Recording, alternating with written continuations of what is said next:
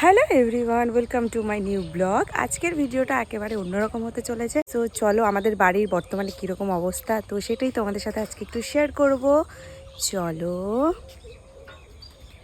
এই দেখতে পাচ্ছ আমাদের বাড়িতে এখন বাড়ির অবস্থাটা ভীষণ খারাপ। এখানে মাটি ফেলানো হয়েছে, এই মাটিগুলো ওই ঘরটায় দেওয়া হবে। বর্তমানে আমাদের রান্নার জায়গা এই জায়গায় ঠিক করা হয়েছে। আমাদের রান্না করতে বর্তমানে ভীষণই অসুবিধে হচ্ছে। যাই হোক, তাও কিছু করার নেই, এভাবেই করতে হবে। এখন আমরা দিশেহারা মানুষ হয়ে গেছি, কখন কোথায় কীভাবে থাকতে হচ্ছে ঠিক বুঝতে পারছি না।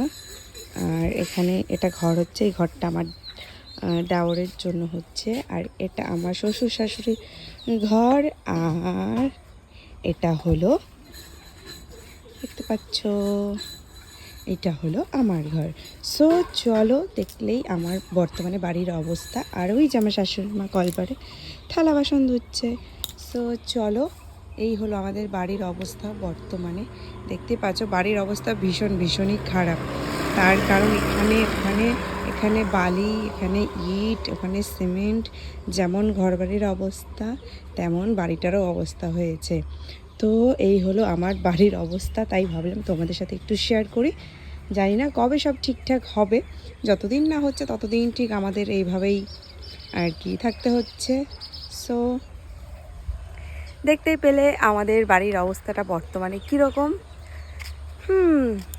চলো তাহলে, দেখা হচ্ছে আবার নেক্সট কোনো ব্লগে। টাটা।